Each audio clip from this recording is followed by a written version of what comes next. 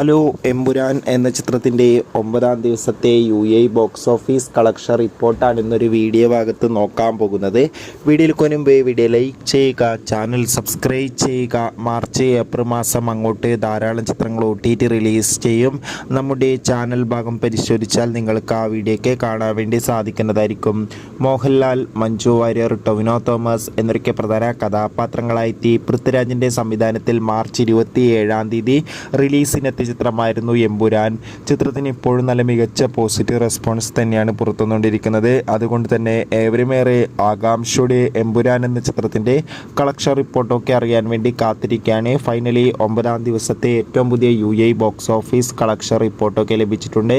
9-ാം ദിവസം മാത്രം UAEയിൽ നിന്ന് 1 കോടിക്കടുത്ത് വരെ കളക്ഷൻ നേടിയെടുക്കാൻ വേണ്ടി സാധിക്കുമെന്നാണ് ട്രാക്കിംഗ് റിപ്പോർട്ടുകൾ സൂചിപ്പിക്കുന്നത്.